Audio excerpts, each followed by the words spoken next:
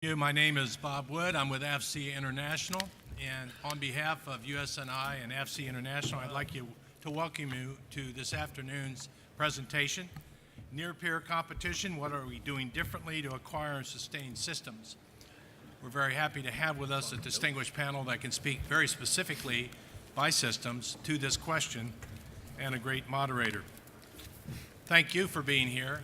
Reminder that cell phones, put them on stun, if you would please, and questions can be asked at the microphones you see in the aisles as we get to that point of the program. This goes from 2:30 to 3:45, so I think we have a good time for a discussion and presentations on the subject at hand. This panel is sponsored. I'd like to thank that sponsor. We are indeed happy to have our sponsors in support of all of our operations and activities here. Lockheed Martin is a sponsor for this afternoon's session. They are represented here today by Doug Laurendeau, Vice President for Business Development. Doug, are you here? Probably back at the booth you'll see on the floor. Scott Craig, Director, Strategy and Business Development, and Dave Steindl, Director, Navy Marine Corps Programs. Thank you to Lockheed Martin. I appreciate your support. As we know, we couldn't do this without their support. Well, we couldn't do this panel without the panel we've got in front of us, and I'd like to start by introducing our moderator.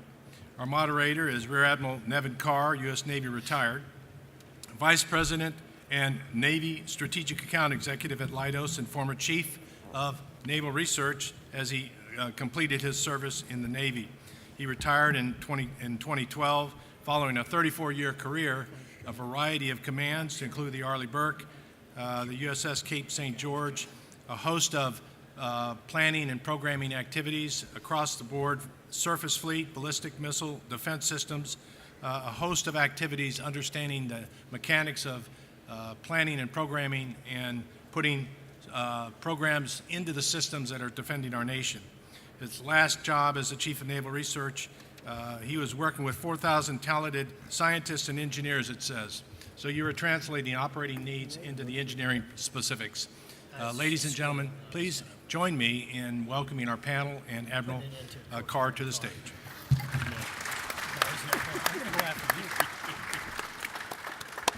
Thank you very much, Bob, and welcome to the panel where we're going to talk about how we acquire and for this group primarily sustain systems for our services in a time where we're swinging the rudder from the good old days of the last 20 years to near-peer competition. Seems to me that that as these gentlemen have managed their enterprises, they're always driven by change. What's different now is that the rate of change is changing, and it's changing due to different stimulus, some inside, some outside. Clearly on the outside, we're being stimulated, driven to change by this migration to a more near-peer mindset, and that has implications for how they do what they do. But we're also being stimulated from the inside, and by recent tragedies that I'm sure you all are very familiar with. It changes some of the way we think about how we produce readiness, and people are part of that system too, not just the machines. The format today will have about 6 to 7 minutes each for our panelists, and that'll leave us about a half hour for your questions, which is the real important part. Going alphabetically from left to right, on my left, Rear Admiral Boris Becker, commander of the Space and Naval Warfare Systems Command, where he leads 10,000 talented civilian and military personnel. He's a native of New York City, began his career flying EA-6B Prowlers, and in his previous flag assignments was PEO C4I and Space Systems. He's an aerospace engineering duty officer and a member of the Space Cadre with a master's from George Washington and was a federal executive fellow at Harvard's Kennedy School. To his left, Vice Admiral Paul Grossklags, commander of Naval Air Systems Command, providing full life cycle support of naval aviation aircraft, weapons, and systems for our sailors, but also for our Marines. He's served multiple flag tours. He was the commander of the Fleet Readiness Centers, assistant commander for logistics and industrial operations, Nav Air Vice, PEOA, and principal military deputy to ASNRDA Sean Stackley. He had acquisition tours, including engineering, test pilot, and multiple H-60 assignments as the MH-60R Deputy Program Manager and the Program Manager for Multi-Mission Helicopters. Vice Admiral Tom Moore is the 1981 graduate of the U.S. Naval Academy. He's an engineering duty officer, but before that, he was a nuclear-trained surface warfare officer for 13 years.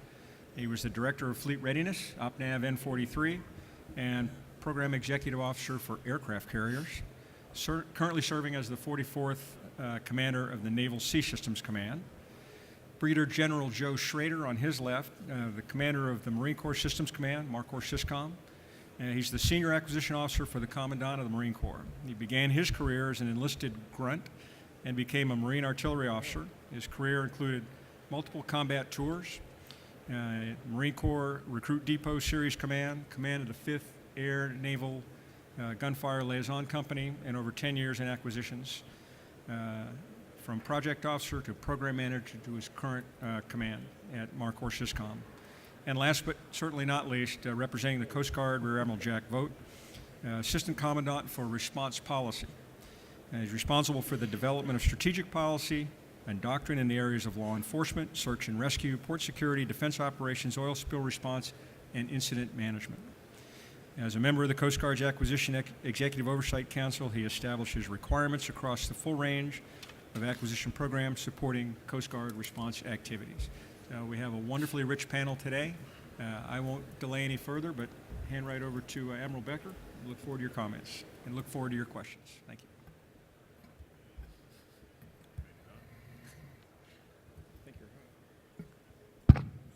Hi, good afternoon.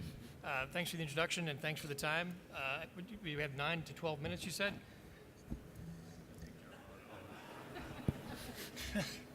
Well, somebody's awake out there anyway. You've already used 1.5 of it. Yeah. You're not all suffering from FLOC, food-induced loss of consciousness. The topic of this is, in short, how do we make sure that they don't catch up and how do we stay ahead? It's kind of a poor man's version, I think, of the thesis. And I think to start with that, maybe we spend 45 seconds talking about what the problem is. How many here were here for the DepSecDefs conversation? How about anybody here at the SDMAC breakfast with CNO? Only a couple, so I can make that part up. The problem statement is that we are in a time of strategic competition. And if you didn't walk away with anything else from some of the conversations with the senior leaders in the department this week, that's the one you want to take away, strategic competition. And SecDef says we need to go after that with a couple of 3 ways. Increase our lethality with our readiness and our modernization, expand our allies and partners with our allies and partners, and then reform how we do business. The CNO kind of takes that and says, all right, well, what do we need to do to provide the Navy that our nation needs? And there's kind of 6 degrees of freedom there, if you will. We need a bigger Navy, a better Navy, a networked Navy, a talented Navy, an agile Navy, and a Navy that's ready. So I'm going to focus for a little bit on that networked Navy. The fact that we need a networked Navy in order to compete and win in a strategic competition. And I'd argue that you need a networked Navy as a fundamental entrance into even the concept of a bigger and better Navy. Yeah, we good with that? Yeah. Hua? I didn't get any huas. I got one hua. It's an Army All right. thing. It is an Army thing. Hua? Means everything except no. So how do we get to a networked Navy? How do we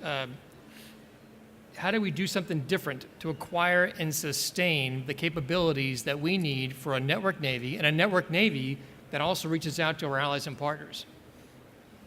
And I suggest that it's not just about sustainment of what's there today and the legacy capabilities, but the way that we need to sustain capabilities that move at the pace of information technology is, in fact, to modernize. Because the dollars that we spend on sustaining legacy systems are dollars that we move more slowly into modernizing.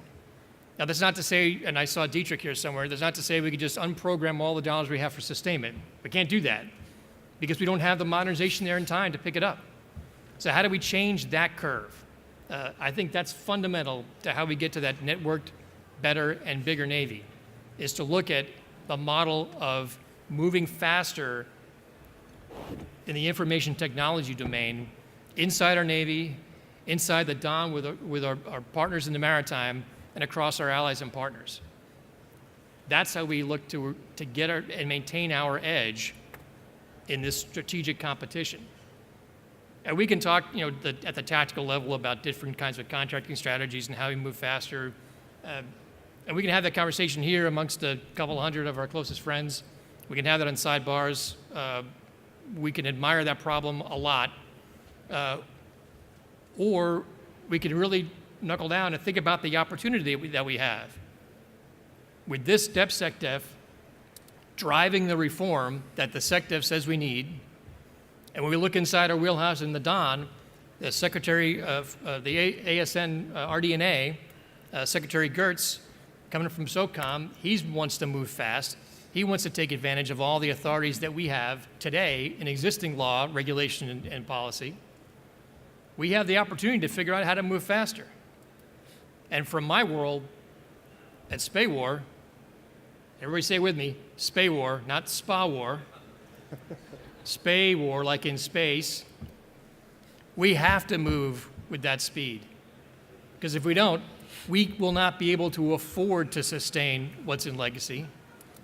And that legacy capability will not be what the platforms under the sea, on the sea, and in the air need in order to provide that network Navy that is better and bigger than anybody else can put to sea. That's about my 5 minutes. I yield the rest of my time to my colleagues to the left. Excellent. I'll use every second of it. Okay, so Boris already made the case for the competitive environment that we're living in, working in, that our sailors and Marines are facing every day. So what is NavAir doing to address that? And so our strategic approach to this is really built around what we fundamentally do at NavAir. And my leadership team hates it when I do this, but if you cut it down to brass tacks, we only do two things. We buy stuff and we sustain the stuff that we bought and put in the fleet. So that's where we started. And we said in order to be more competitive, we have to, one, be able to deliver new capabilities to the sailors and Marines much more quickly than we do today. And two, once we deliver those products, we got to be able to sustain them in a proactive vice the current reactive mode, which has resulted in, by any measure, readiness being less than what we need it to be. So we said, okay, well, those two strategic priorities sound pretty good. Now, what are we going to do differently? How are we going to operationalize those things? And we said, well, one thing we got to look at is we believe that we have to make fundamental changes. We don't believe that we can get after this by nibbling around the edges. We don't think that we can find another 5% or 2% or even 10% efficiency. We have to make fundamental changes to the way we do those two things, buying things and sustaining things. And so what we've embarked on are two things. Well, the first one we're calling capabilities-based acquisition, and I'll talk about that in a second. And the second one is Sustainment Vision 2020. Now, each one of those normally would entail about a 45-minute presentation by myself, which I've done recently at NDIA and ASNI and other forums. And we'd be happy to do that, but Tom would get upset if I took his time, and he'd already been asleep. So let me give you just a thumbnail sketch on each one. Capabilities-based acquisition is about really starting with the integration and interoperability step before we start anything on an acquisition program. It's sitting down with the operators and determining what are the ConOps, the ConEMs, and the kill chains that they're trying to solve with this new capability, this new thing that we're going to try and bring into the field. And we do that in a model-based environment to start with because that's all we have. We don't have the widget, right? We don't have the threat stuff, so we do it in a model-based environment. But then typically what we do today is we turn that all that information then turns into a big, thick requirements document, which turns into a big, thick specification, which we give the industry, and it becomes a paper environment. And what we're trying to do is take that entire chain and turn it into a model-based environment from day one in this I&I, integration and interoperability work, all the way through design and development with our industry brothers and sisters, into our test and evaluation process, where we will start with what comes out of design and development first, the constructive environment. The second thing that comes out is the virtual environment. And the final thing that comes out is the actual live product. So we've built the constructive virtual live. Some people like to call that LVC, but they got it out of order. But the fact is that we can then take that model-based environment, development environment, and give it to our operators to train with in an LVC environment on day one. So that model-based thread has to go all the way from the beginning of a program, even before we write down that first big R or little r in requirements, all the way to the time we provide a training solution with the fielded solution to our operators. That's what we're calling capabilities-based acquisition, and we're underway on that. If we do that correctly, that digital representation of the system and how it operates in that model-based environment is then exactly what we need to take it in to Vision 2020, Sustainment Vision 2020. And without getting into the details of this, let me just give you the visualization of what we believe we need to have in Sustainment Vision 2020. Think about a sustainment operations center, where a small group of decision makers and a small group of analysts have at their fingertips the status of every single aircraft we have in the fleet, 24/7. They know where it is, they know what its operational schedule looks like, they know what its maintenance requirements are today, but more importantly, they know what the maintenance requirements are going to be 7 days from now, 30 days from now, 90 days from now. They know what the aircraft is telling us in terms of what components are wearing out and when we might have to replace them. They know where the support equipment, the maintenance professionals, and the supply system parts are needed to perform that maintenance in 30 days, 60 days, 90 days. And they've got that package ready to go. And if you think that sounds like a pipe dream, ask American, Delta, or they don't exist anymore, do they? United, how do they do it when they manage their fleets? They do it through an operations center. Ask NetJets, ask PHI, Petroleum Helicopters International. How do they do it? They do it this way because to them, it's about money. It's about maintaining their competitive edge in the financial world. We can do the exact same thing. We need to do the exact same thing. So those are the two things we decided we need to do, CBA and Vision 2020. And then we took a step back and said, okay, that all sounds good, it looks good, we can pat ourselves on the back, but is that really what the fleet needs? Is that really going to make the fleet more competitive? What do they really need? And we decided that they really want 4 things on day one when we deliver that new capability. And I'd argue it's the same thing you all want when you get a new car, or you move into a new house, or whatever that big purchase is. The first thing you want to know is, how does it work? Has it been fully characterized? What can it do? What can't it do? We do that pretty well. In fact, maybe we overdo our testing sometimes. The second thing we do poorly, which is making sure that when that thing shows up in your driveway on day one, it's fully integrated and interoperable with the stuff it's supposed to be integrated and interoperable with. Our system is not designed to build things that way today. Our funding, our programs, everything is built by widget by widget by widget, and then we go, hey, fleet, tie all these things together when we give them to you in the end. And that's where Boris comes in and tries to network all these things together after the fact. If we do model-based systems engineering correctly, we'll have that built into the system from day one. The third thing we do poorly today is delivering a capability that they can fully train with on day one. We just don't give it to them. We try and build it in after the fact. Again, capabilities-based acquisition can provide that on day one. And then the fourth thing that they want is that when it shows up on day one, is sustainable. They've got the tools in place so that they and we supporting them can sustain that piece of equipment in a proactive manner rather than reacting every time it breaks or something unexpected goes wrong. So we looked at what we think the fleet needs to be more competitive and said, yes, we think CBA and Vision 2020 can get us there. That's the path we're on. This is not a technology challenge, folks. It is not. It's about culture. It's about alignment of resources. It's about alignment of people. It's about a relationship with industry. We can't do this in the way we operate today with industry. We just can't. So I've probably used my time and your time. I'll leave it at that and look forward to your questions. Okay. Tom? Hey, thanks, G8. So you're probably gonna hear some pretty similar themes here to what Boris and G8 talked about. They hit on the same topics in a little different approach. I'm gonna kind of take the two same approach, but talk about it a little bit differently. I do think, back to the opening comment, we are in an era of great power competition, and the question of what are we doing differently is important today. Just a kind of a sidebar. I've never quite understood why we call it SPA war, because we don't call it Nave C either. So I don't know. It just seems to me that not SPA sure why you're wars wrong. is better. So let me just take a look at this on two elements. On the acquisition side of the house, and then let me talk, which is kind of the, in the 6 elements of naval power that the CNO is talking about, is kind of the bigger and better Navy. And then I also want to touch base on the readiness side of the house, which is really the kind of the more ready Navy, which is one of the other 6 elements here. So clearly on the acquisition side, I think what you're seeing inside the Beltway now, one, and they've touched on it already, we've got a new Assistant Secretary of the Navy.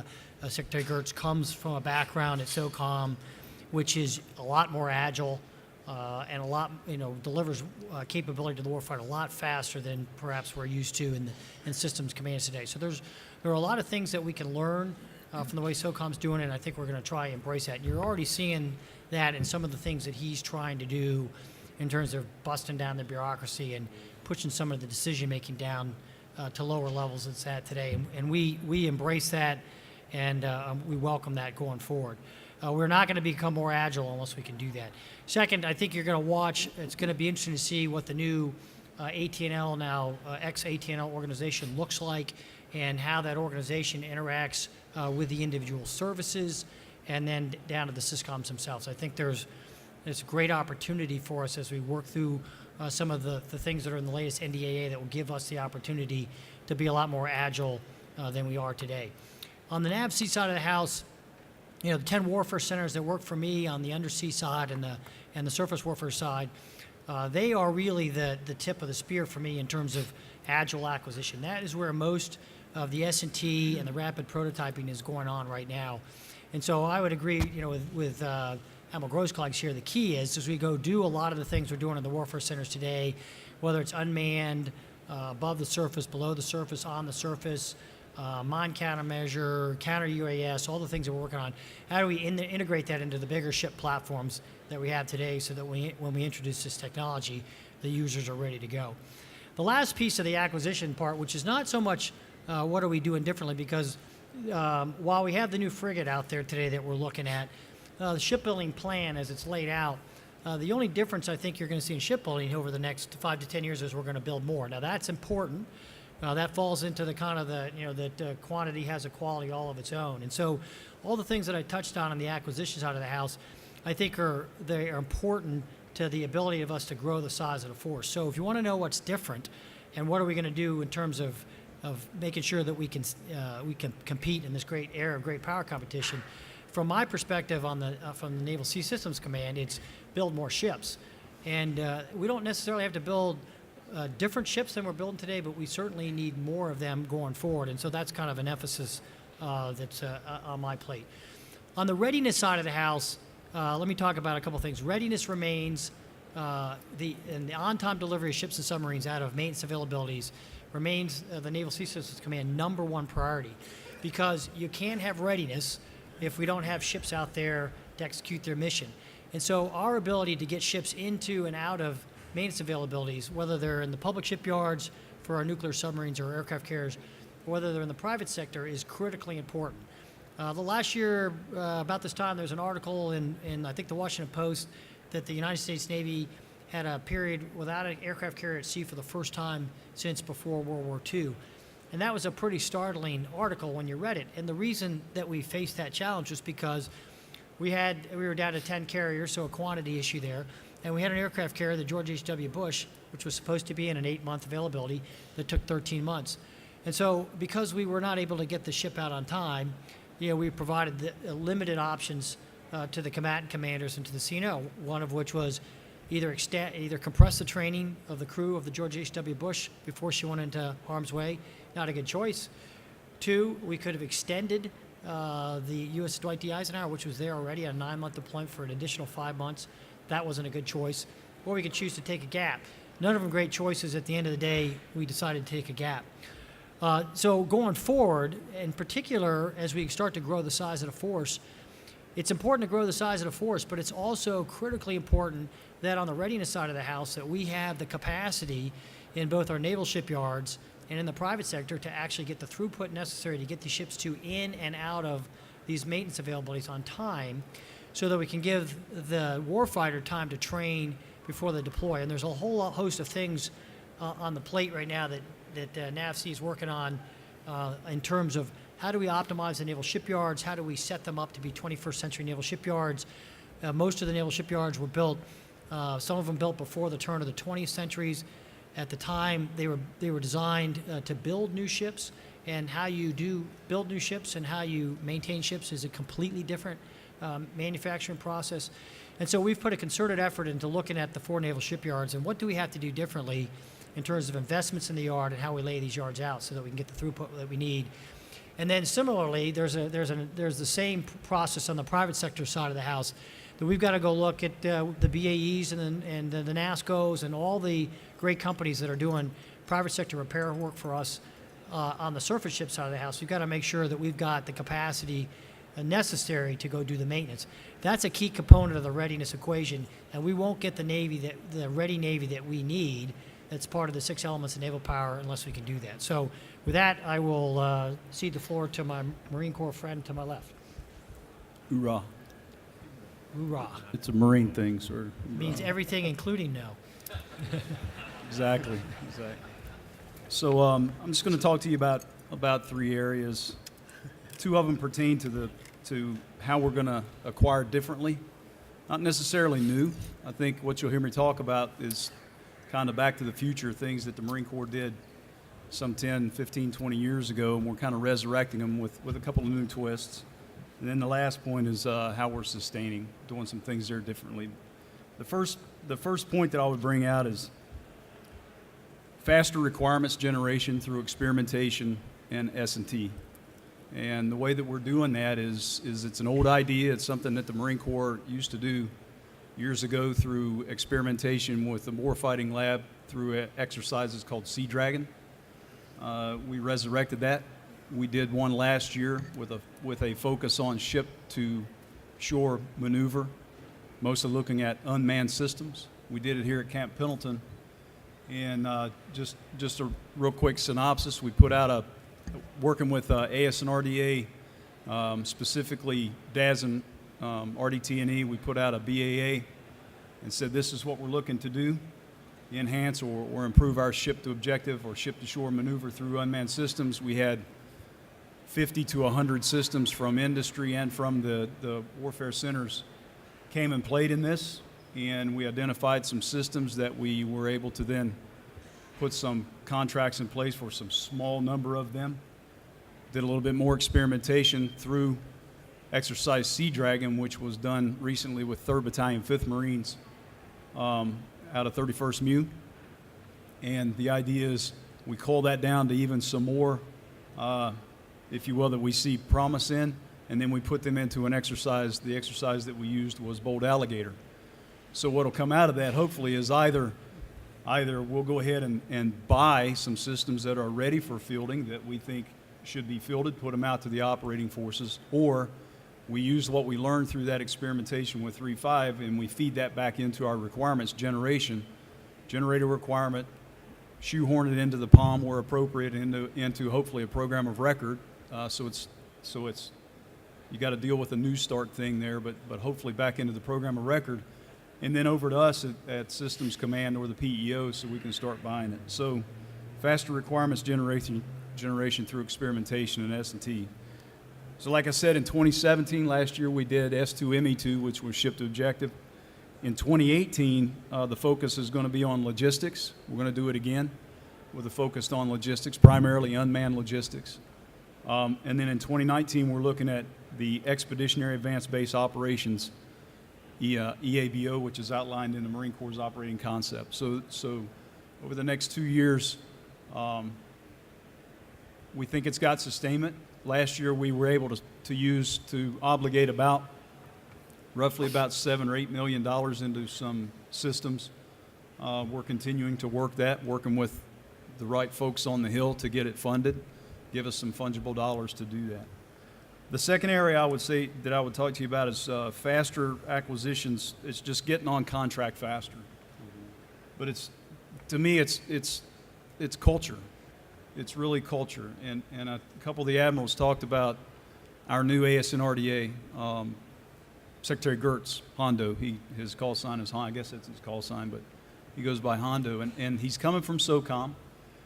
And, I went down there several years ago and talked to him about what's the secret sauce down here at SOCOM about moving fast. And I sat and listened to him, and it was really all about, he said, it's the culture. It's the culture of getting the acquisition side lined up with the operators, hand in hand, just like the Admiral talked about, and moving out in lockstep, not this identify the requirement, kick it over the fence to the acquisition guys, and then come back if there's trades and discuss all that. It's moving out at the same time to do that. It's a mindset. So how are we really getting at the culture, though? And the Admiral talked about Mr. Gertz wanting to push things down, delegate as much down as he can. Specifically, he's talking about milestone decision authority, pushing that down to PEOs, pushing it down to my level. A lot of that's already done. The second thing that he's charged us with is being willing to take risk. We have to put that back into the acquisition workforce. Now, I tell you, that's a real challenge, because the process that we're in, because you got to get the requirement right, and then you got to take the requirement and generate the performance specification. Then from the performance spec, you got to come up with evaluation criteria, and all this has to be done so that it can withstand a protest, so on and so forth. And what that really does is that drives back into our workforce a risk-averse mindset. So we're going to have to tell them, you got to worry about those things. We got to cross our T's and dot our I's, but at the same time, we got to be willing to take risk. And then the last thing goes back to Secretary Gertz in this space, which is he has really asked us to take a look at, do we need to use ACAT 3 and 4 for our programs? What he's really asking there, it's not about ACAT 3s and 4s, but it's really a cultural thing in that, especially where I work, most of our stuff is small dollar programs, and we have a lot of ACAT 4s and some ACAT 3s, and they're all treated like there's a tendency to treat it like it's an ACAT 1 program. And so when the folks in the program offices try to do this thing called tailoring, they start with a whole list of things and try to figure out what they don't need instead of starting with nothing and tailor in what you do need to make it happen. And so that leads you to the question of, do we really need all the trappings of an ACAT 3 and 4 program that are really coming out of ACAT 1 and 2 like programs? So it's a culture thing. And then the last thing is in sustainment. And again, this is not a new idea. It's starting with the logistics strategy before you even start designing, or you have to design in the logistics strategy so that the system you're designing is sustainable in the long run, especially for us. If you look at a lot of our platforms, the tank, the LAV, the MTVR, 20, 30-year platforms. So the cost is not up front, the cost is downstream in sustainment. So you have to design that up front. What are we doing to get after that?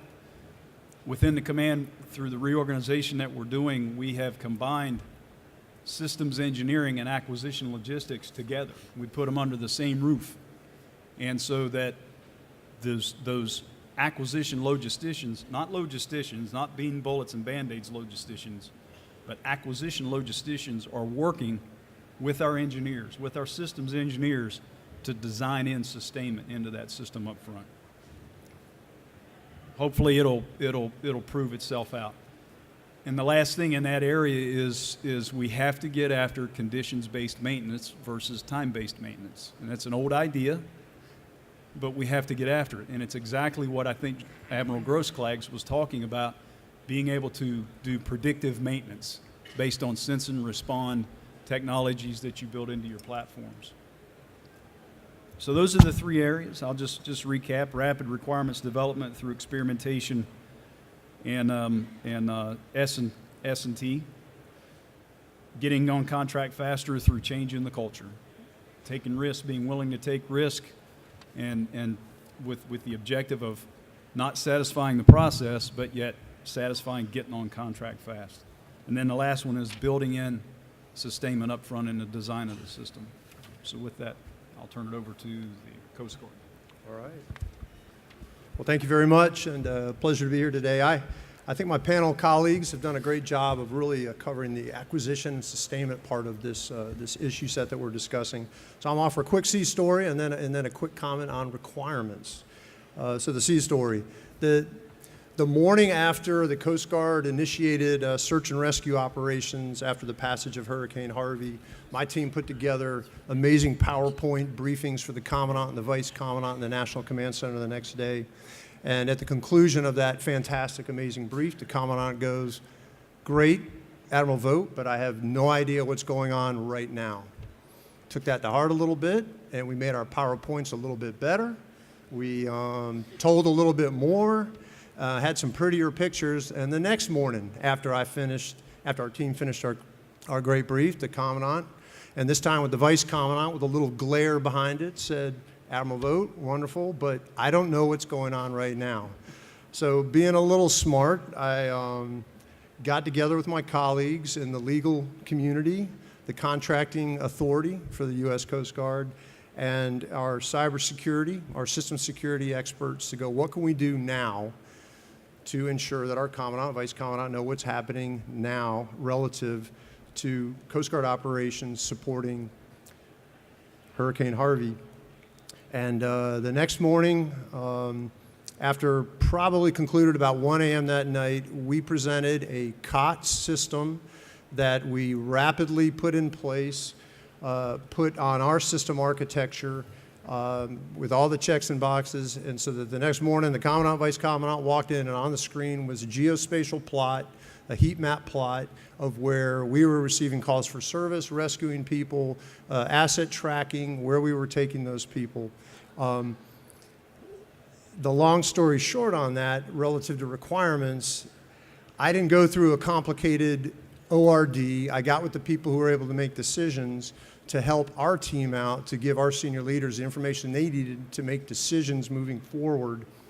And it took the service chief to just set the requirement and everyone else falling in line with that requirement to move us forward to really employ a unique capability and a unique way to acquire that capability and put it online literally in less than 24 hours. So that brings us back to the Coast Guard requirements development process, like our sister services and certainly other elements of DoD, is a standardized, repeatable process. I'll apply some terms, and it's necessary in that context for major acquisition. I'll call it capital acquisitions, like our own national security cutter, our new fast response cutters, our C-130J programs.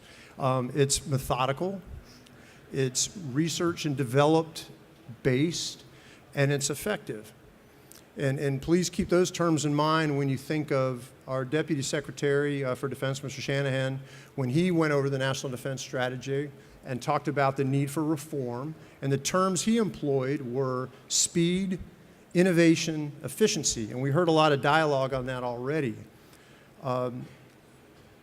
So I think for these major capital acquisitions, the tried and true model works quite well. But when it comes to rapid technology insertion, we need to think differently. We need to embrace those terms that were presented by the DepSec and employ speed over methodology, innovation, experimentation over a long, drawn-out research and development program, and I think efficiency over effectiveness.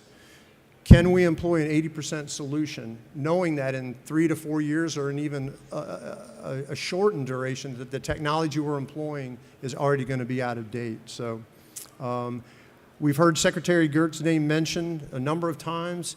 He's speaking tomorrow. Had the opportunity to brief him on some of our initiatives, and pretty excited about what he will bring from SOCOM, what Hondo will bring from SOCOM as a model of rapid and affordable acquisitions and helping us move forward in this program. So with that, thank you.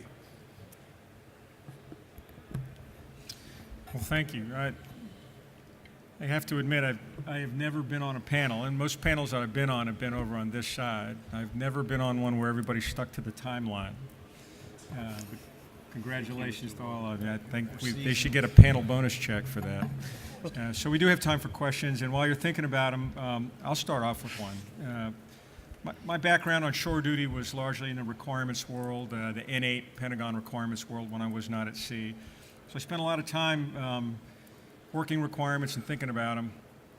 And it has really occurred to me that as the world is speeding up and the rate of change is changing, we spend an awful lot of time coming up with requirements that track backwards from a point threat out in the future somewhere that is unknowable. So how do you do that? How do you come up with requirements? And so, Admiral Grossklag, I was really intrigued by your thoughts on capabilities-based acquisition, and was wondering if you could talk a little about what would the connection be, what would the implications be for, the way we're stuck in the requirements loop sometime. How would that be different, shifting to what you're talking about with more of a capability, which I think is something we have to do. You want to talk about that one? We've started this a little bit, particularly in the air-to-air environment, where we've been working on this for a number of years. And what we have today is a product called a NIC, and it's a Naval Integrated Capability. But the concept is truly what I stated. It's sitting down with the warfighters at the start, before we start writing down the requirements for a program, and looking at where are your capability gaps, specific to kill chains, because just putting a capability out there that is nice, it's shiny, it's got a lot of performance, if it doesn't fit in their con ops or their con amp, and it doesn't fill gaps in kill chains, then you have to ask yourself, it may look nice, it may be the shiniest new thing on the block, but what are we buying it for? And if we can go through that process up front and truly understand how they're going to use it, and then set the requirements in place, it not only will save us a lot of design and development headaches, quite honestly, it will also save us a tremendous amount of time as we try and go through the process of defining the requirements. And the other thing it gives us is the ability in this model-based environment to quickly make changes if those con ops or those con amps or the kill chain requirements change. Because we're not going to develop something over a 5-year period. Even if we could do it in 2 years, the threat changes, our own capabilities change. This gives us the ability to quickly revisit those requirements and see what impact does that have in a model-based environment very, very quickly, and then adjust the requirements documents real time to fix that. So that goes back to when I talk about this isn't just a little a acquisition thing in the systems commands. This gets to the whole JSIDS process and how long it takes us to get a requirements document in place, and who starts it and who finishes it. Right now it takes too long. It's not agile, it's not effective, and I shouldn't throw stones at the requirements folks. We've got plenty we can throw at our own house, but we got to get those two things together up front more closely. Thank you. Okay. Sydney? We can't hear you, Sydney. Can you turn the mic on? Is the mic on?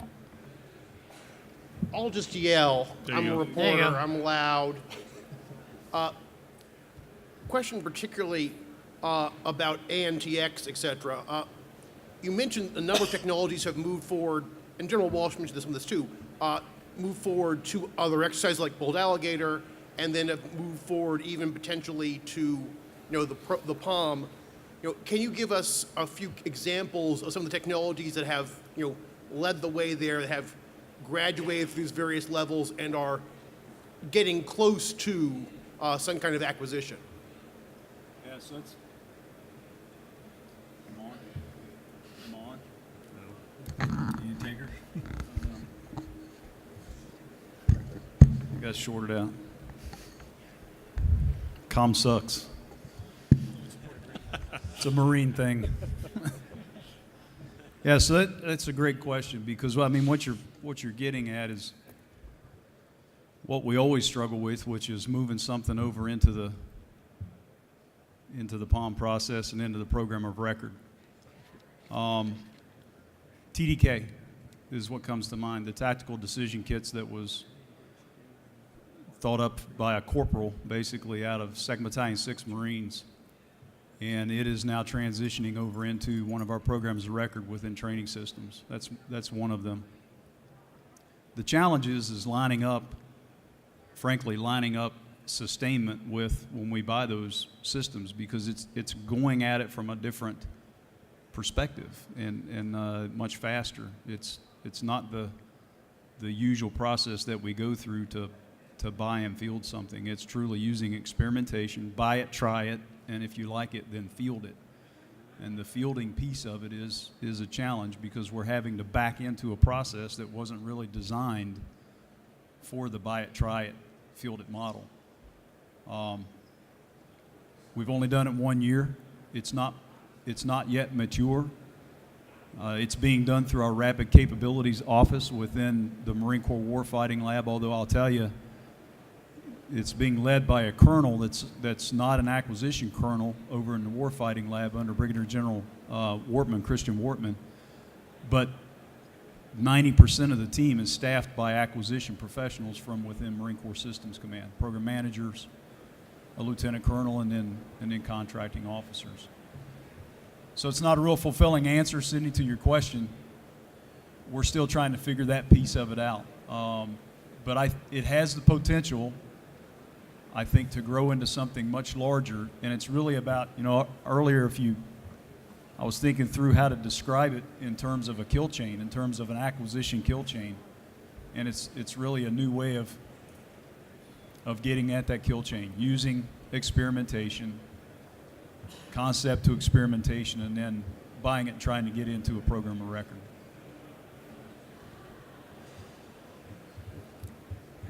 Next question.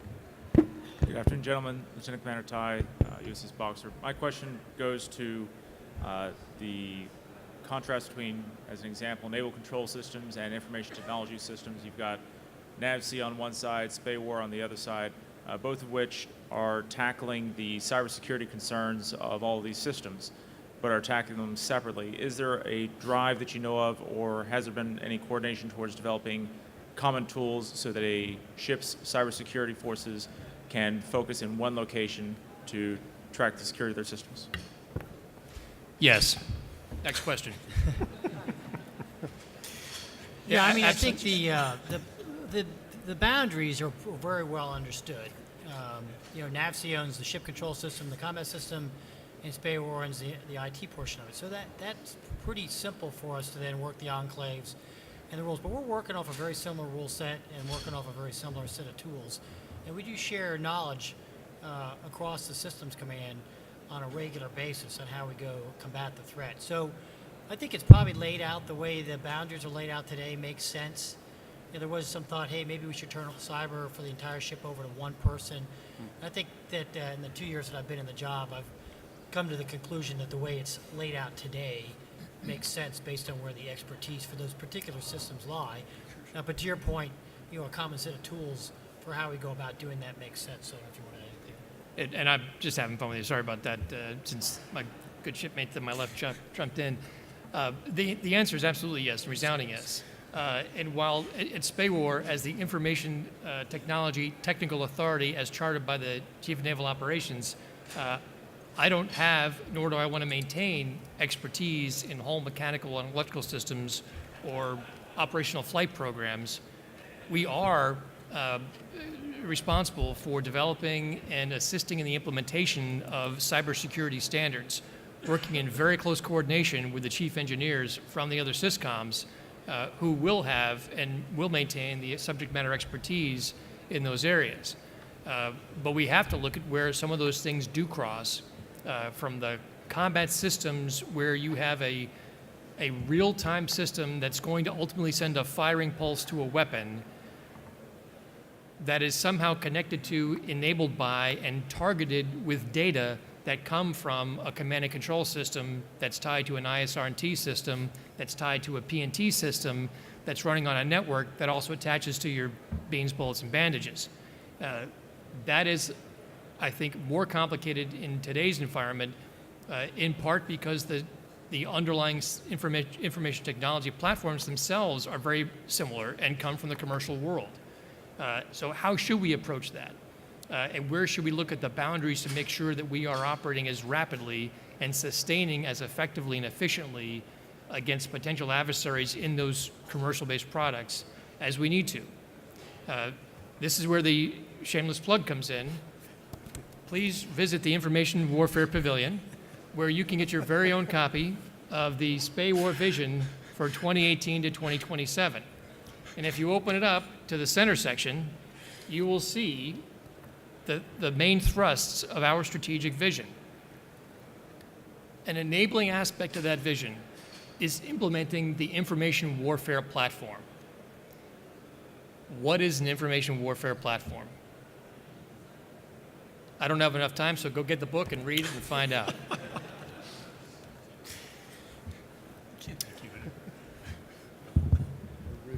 Sean Heritage, I'm from the Defense Innovation Unit, Experimental, up in Mountain View. You guys had said many things today that resonated with me, and I'm sure with the rest of the audience. There's 4 things, though, that I especially triggered on. One was your comments about culture. The other was your comment about partnerships with industry. The third was that of speed. And the fourth was requirements. And I just wanted to acknowledge that Hondo is a great American, and he's doing many great things to inspire change across the department. Some of this culture already lives at DIUX and elsewhere. We'd love to help you to scale that culture, move more quickly, partner with industry in ways that we haven't before. But I think that we move so quickly in partnership with customers because we don't do requirements. We do problem statements.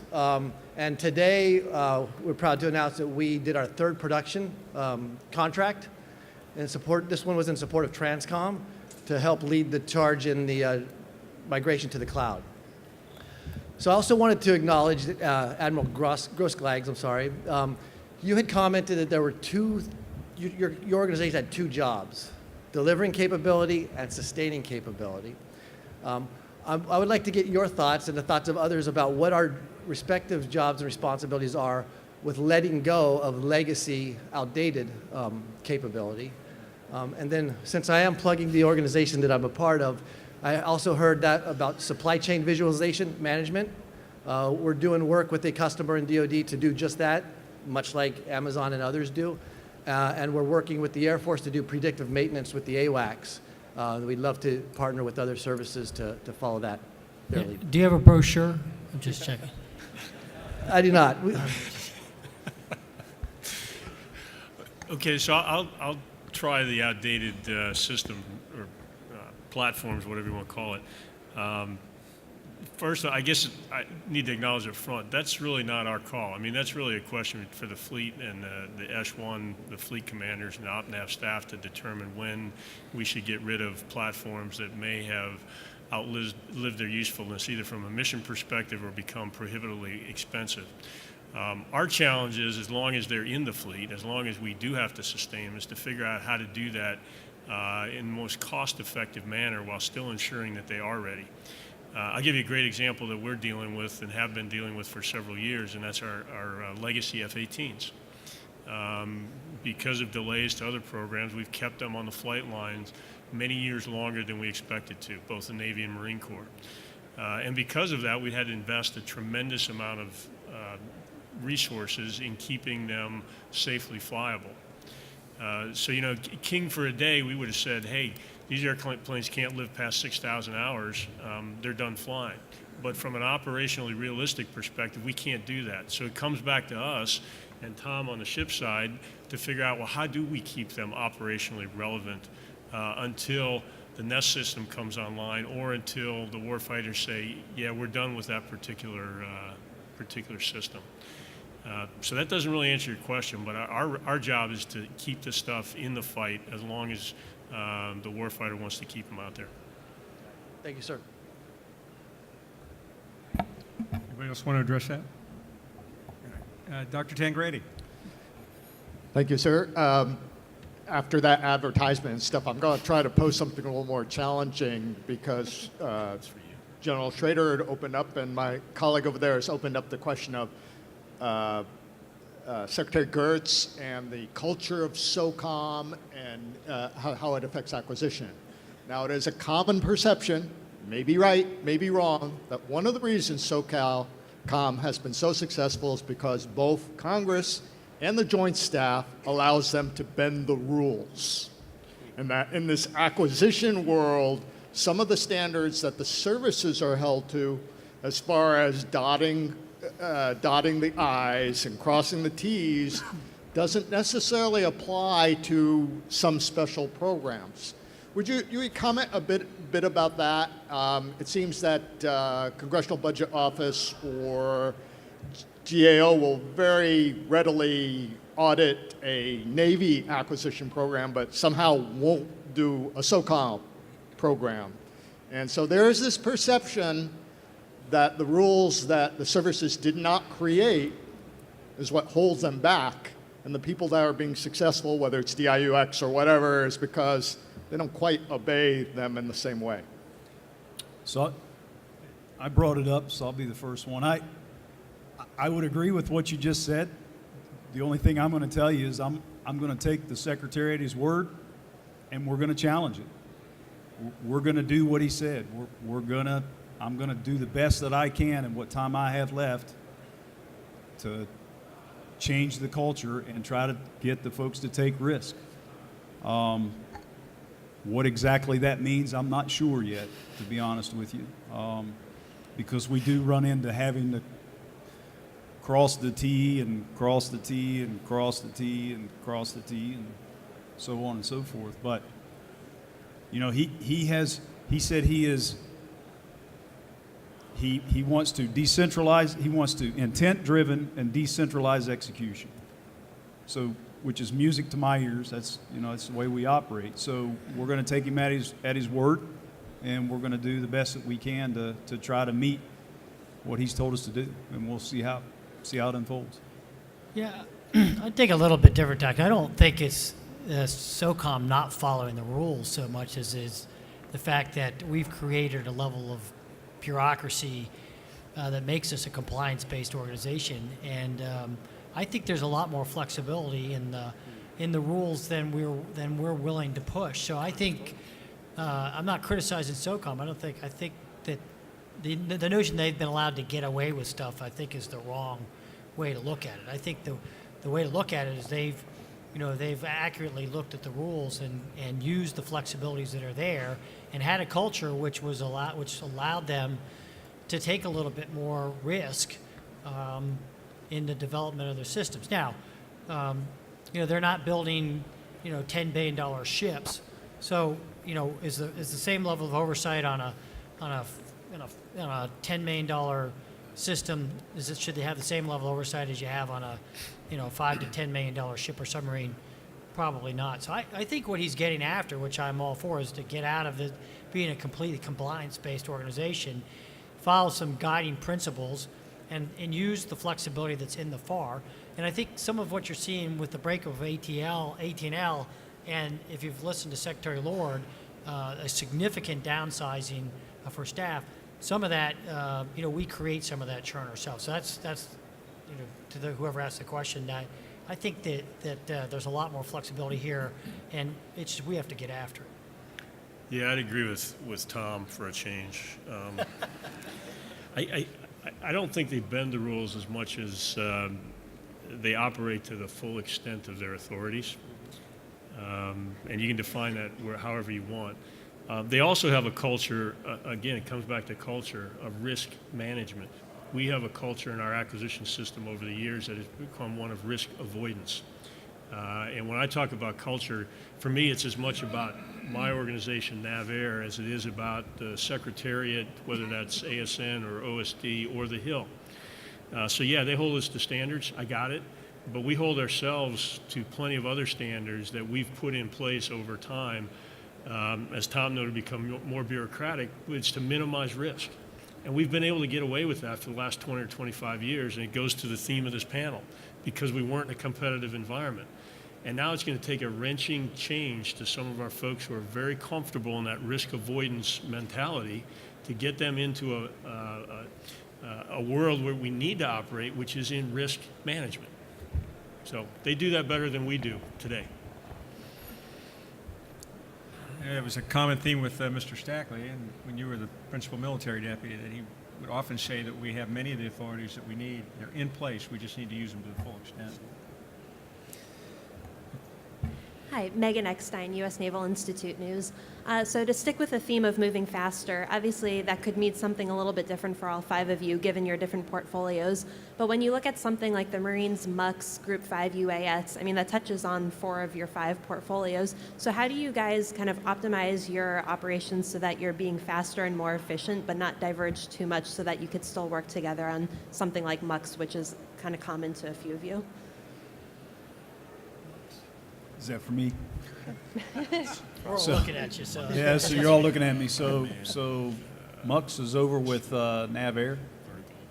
I don't do things with rotors and wings, but I'll try to talk about it. I guess to keep us from moving apart, our commandant has made one of his number 1 priorities, which is naval integration. So that combined with the new organization that we put in place at Systems Command, which is organizing around to produce MAGTF products, commodity management, integration, commodity integration at the system level to produce a MAGTF piece of equipment.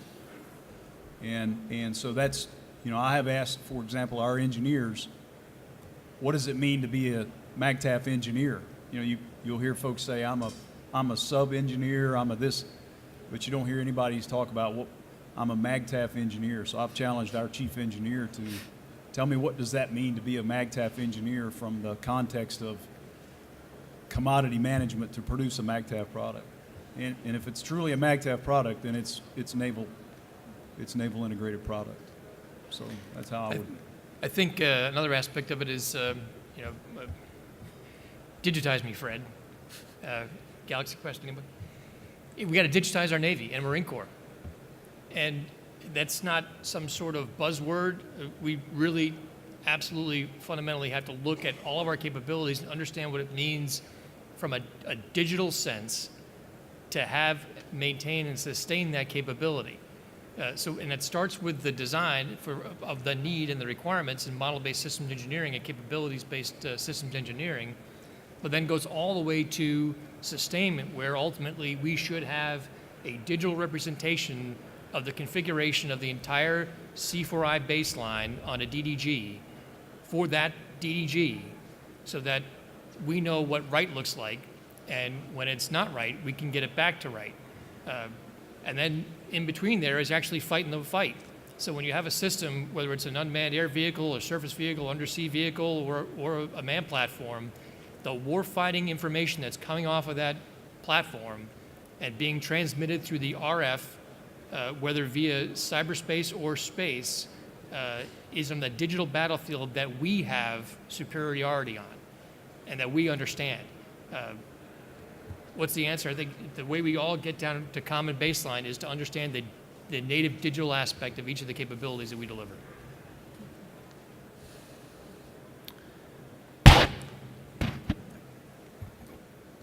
Good afternoon. My name is Dave Crocker. I'm with Frontier Technologies. And to the Navy Systems Commanders, I have a question regarding mission threads and the embedded kill chains. And I'm wondering if you can give us an assessment of how mature we are in the unification of your efforts across those mission threads and kill chains to identify the deficiencies that we have, to take a look at the solutions across the MPT&E and actual hardware solutions, and then effectuate your integrated testing that you were alluding to. Are we at a point where truly we're all on the same page, we're developing the specific capabilities that we need based on the deficiencies we have identified, and then are doing testing in an integrated continuum?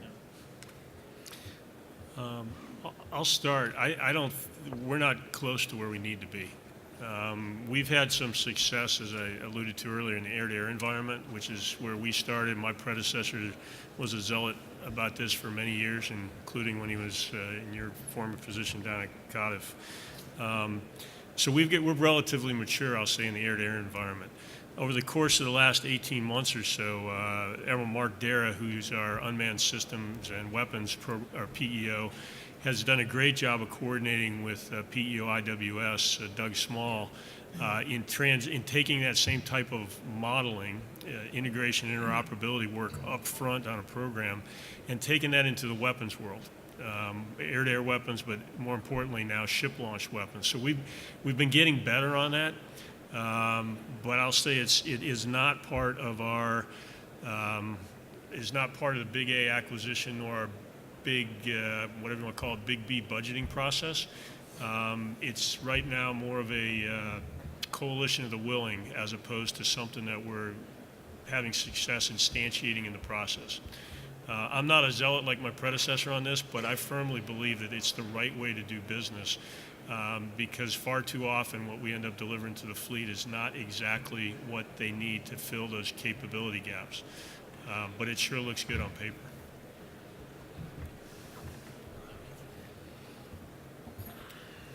Okay, any more questions? I think as we close. You might have one there. Oh, I'm sorry. Sorry. So I did have a question in terms of sustainment. What are the Syscom communities doing in terms of cyber acquisition and sustainment for, are we pushing or trending towards more virtual and cloud applications for GOTS and COTS? How are we working with the industry to ensure that the maneuverability of cyber applications is sustained? I invite you to turn to chapter 2, verse 2. Thank you. We have a focus on cyber resiliency. Cyber resiliency, what does that mean? Well, it means that we've got to be stronger. We've got to be stronger on the cyber battlefield. And in order to be stronger, we've got to move faster. How do we move faster? In a not so fast, in a not so strong, in a not so good way, there was an article some time ago about how I, as PEOC4I, delivered to my shipmate PEO carriers on our newest class of warship, the USS Gerald R. Ford, Windows XP. Now, why did we do that? Are we a bunch of knuckleheads? No, we actually kind of know what we're doing, but the problem was the system was not set up to move at speed, so we had legacy applications in virtual machines that required XP as their OS, and therefore we had to deliver XP in order to support those legacy systems. How do we disaggregate applications from services, from the infrastructure underneath that, so that we can move applications at application speed, and we can move infrastructure, including the OS and the services associated with it, at the speed necessary to maintain those capabilities without having such a tightly vertically integrated delivery that the integration testing itself takes 12 to 18 months. That's a non-starter. Out there, on that floor, exists today the capability in the commercial world to disaggregate warfighting applications from a warfighting services layer, from an information warfighting platform that will enable us to move at the speed you're talking about. Our struggle is how to be able to implement that and then to deliver it at sea in expeditionary situations and through our shore enterprise network now. Yeah, I'll just say it is a very real challenge for us because we are, as you know, I'm sure, connecting our sustainment tools, capabilities directly to our aircraft. Sometimes direct hardwired connection, sometimes wirelessly.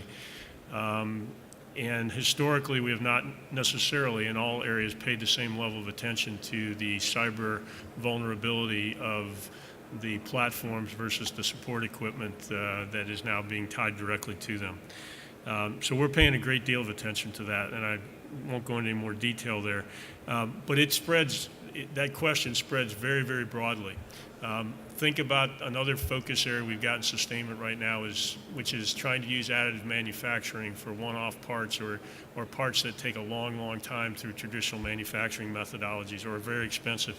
That digital thread from the manufacturing to getting it on an airplane, how do we make sure that that is not vulnerable to nefarious actors? So our sustainment system, folks are paying a tremendous amount of attention to the cyber threat. Whether that's a COTS system or a government-owned system or wherever it came from, we've got the same concerns.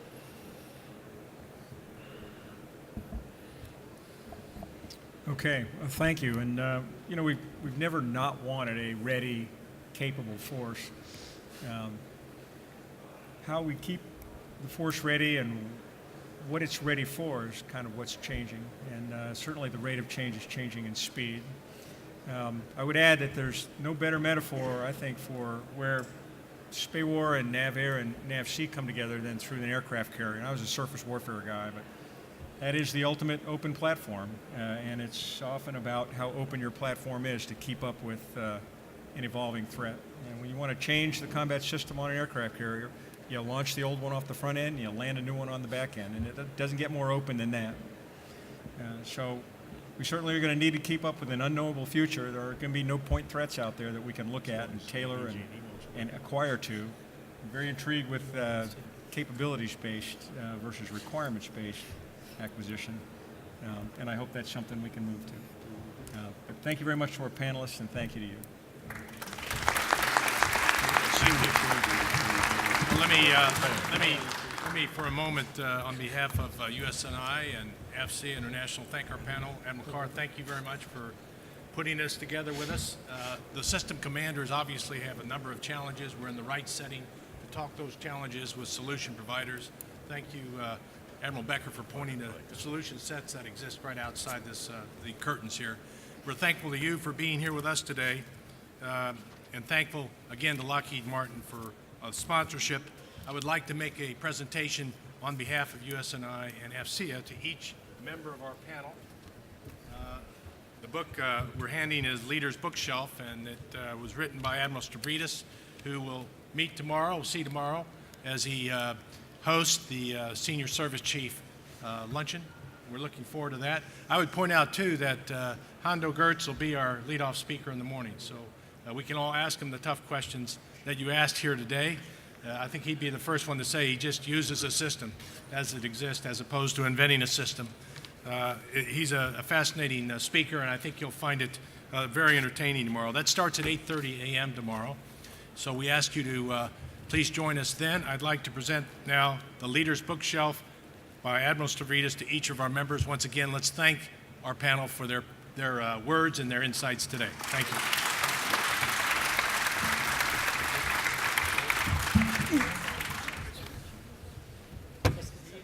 Doctor?